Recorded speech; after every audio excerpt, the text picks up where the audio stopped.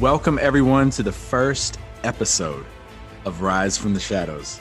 I'm your host, Trip Bodenheimer. I'm also the host of the Shadows podcast, which you can listen to on all available podcast platforms, probably the one that you're listening to here as well. And just to kind of give you an idea of what Rise from the Shadows is, we all get knocked down in life, sometimes repeatedly. But it doesn't matter how many times we get knocked down or how many times we fail. It's about how many times we get back up, we dust ourselves off, we resume our work, and we pave our paths forward.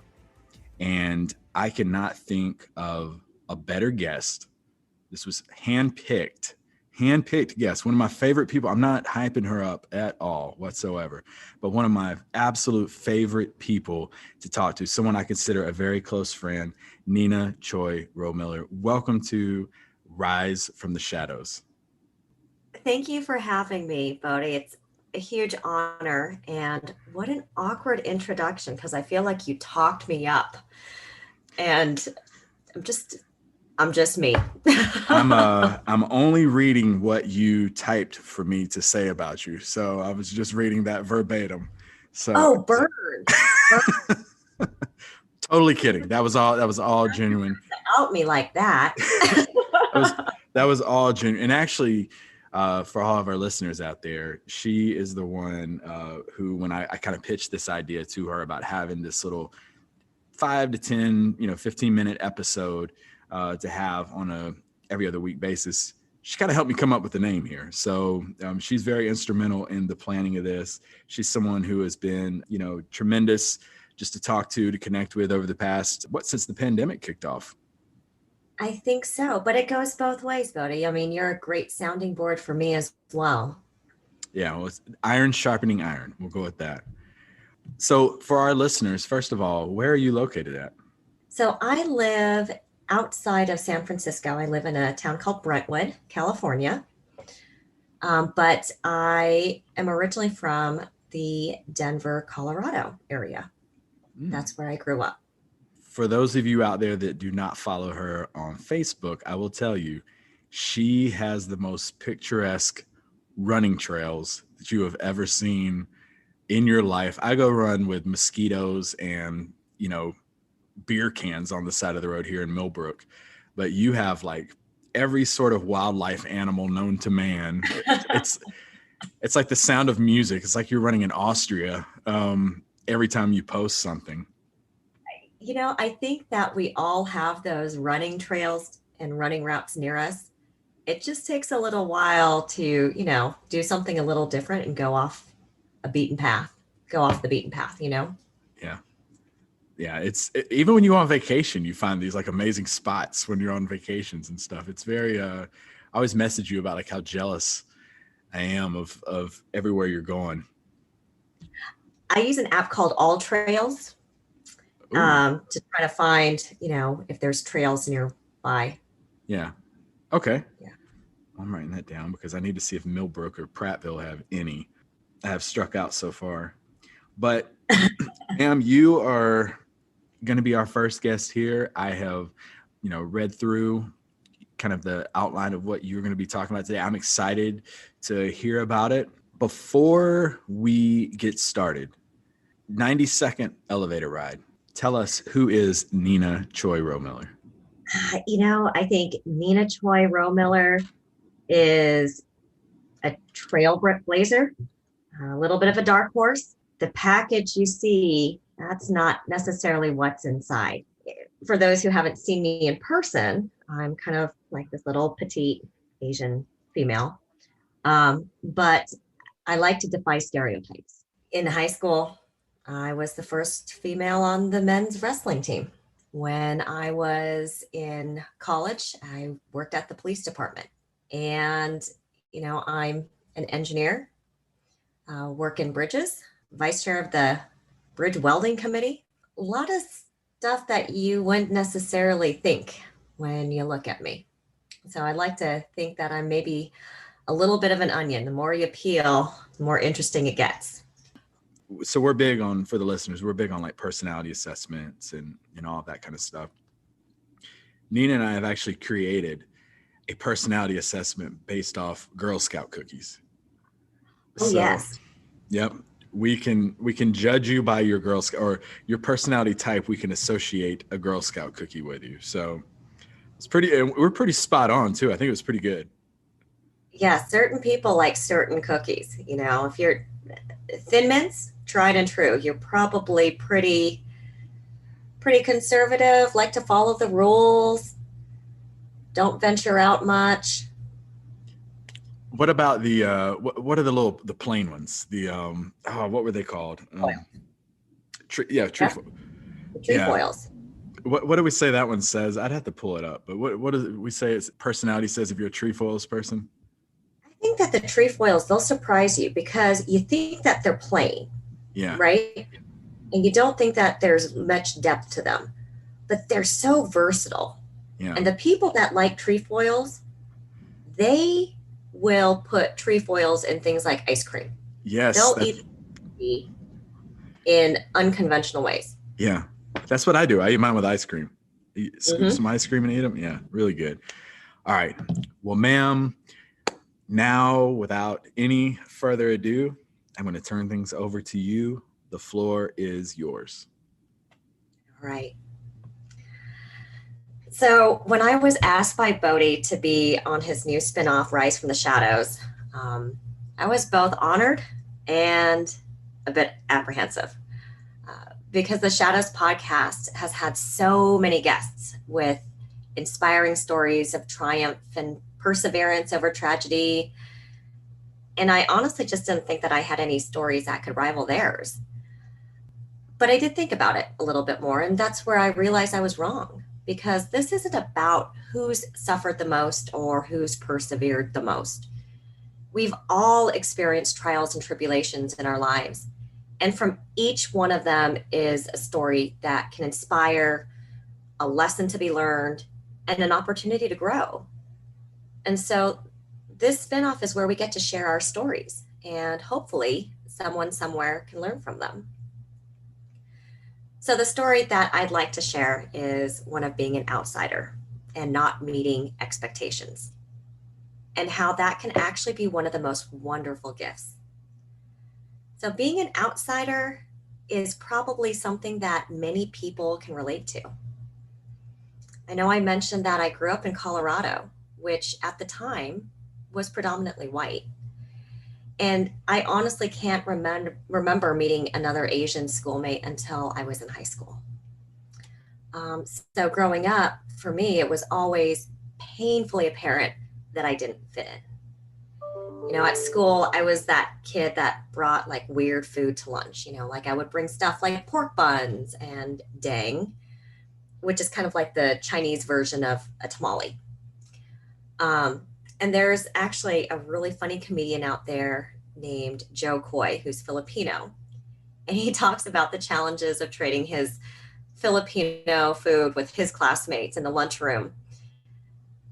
Other kids would have like pudding cups and Capri Sun drink pouches and peanut butter sandwiches.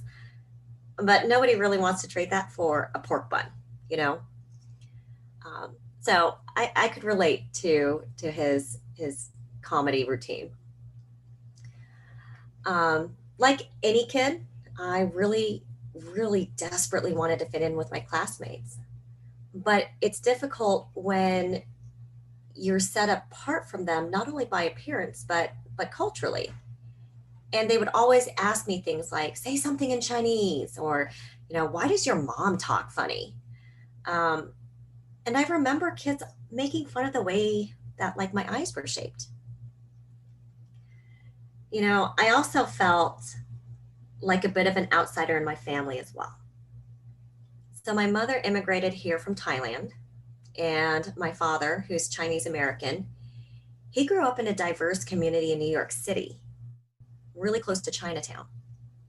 So some of the aspects of our culture and traditions, they weren't understood by my non-Asian friends. Like they didn't understand why there was such a tremendous pressure to succeed academically and why I couldn't go out and play or hang out with them because I had to practice the violin or practice spelling words with my dad.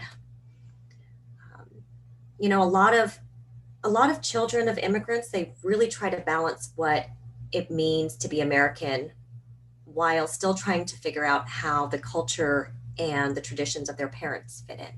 And it's a real struggle. And I was definitely no different.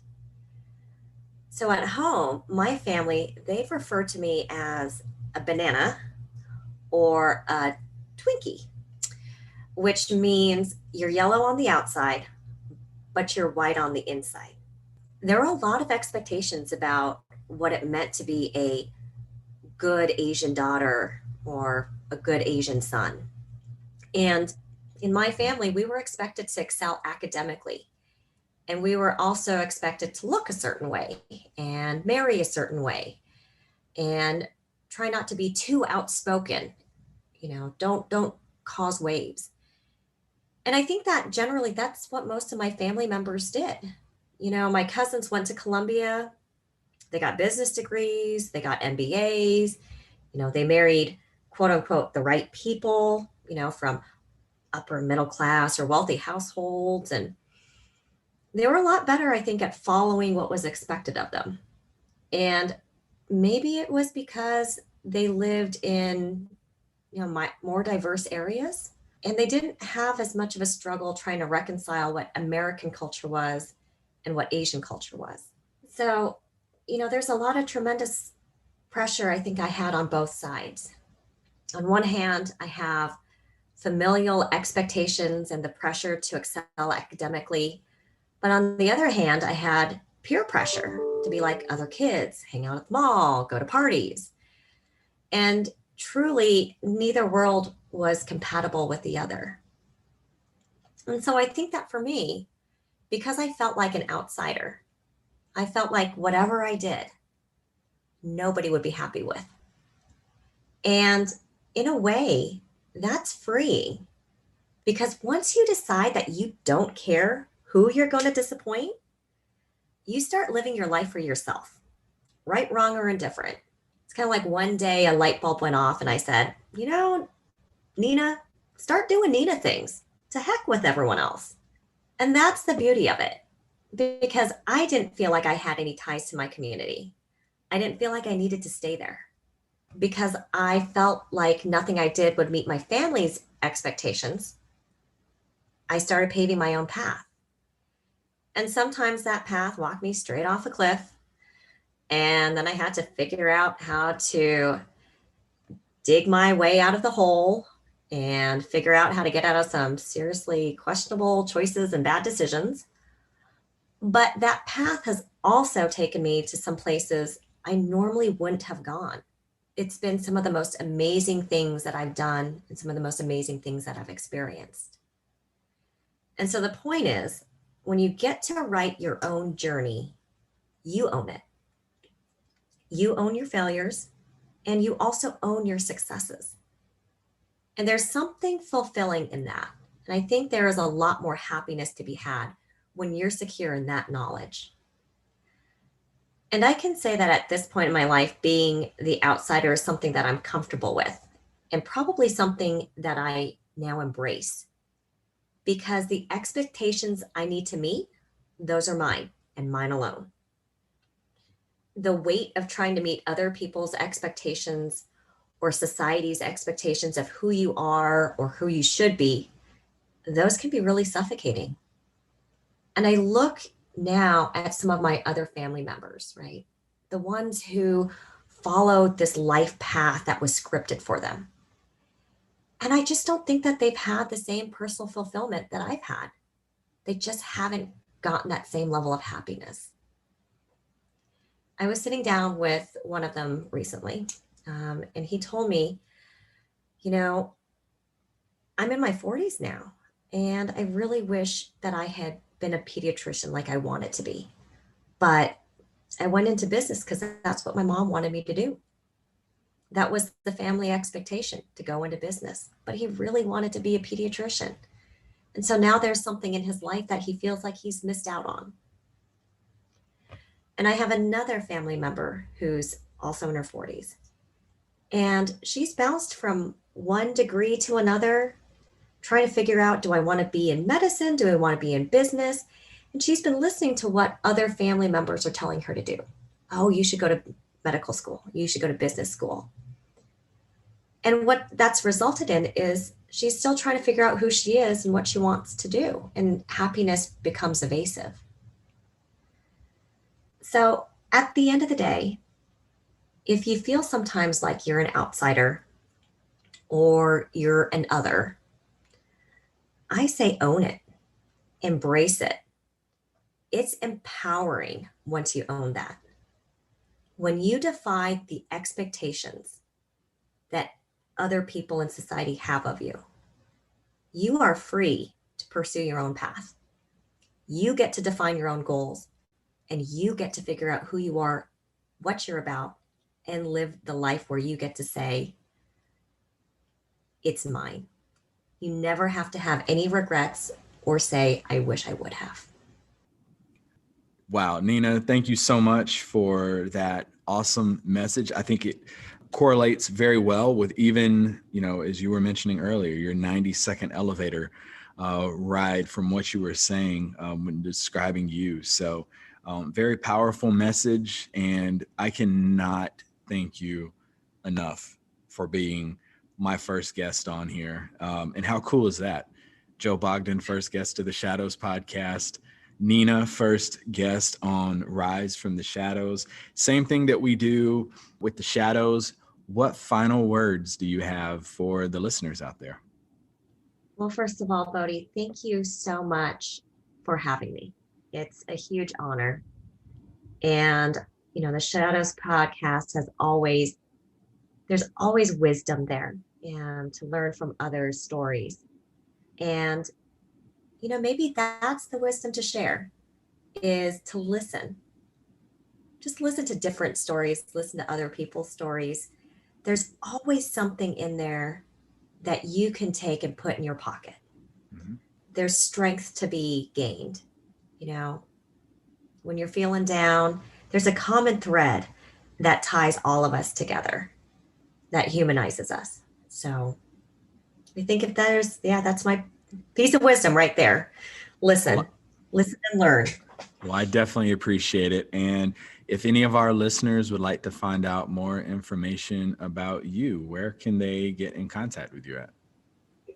So I am on LinkedIn under Nina Choi. Feel free to message me there. Awesome. Well, folks, thank you for tuning in to our first ever episode of Rise from the Shadows. One time before we head off the air, head over to our website, theshadowspodcast.com.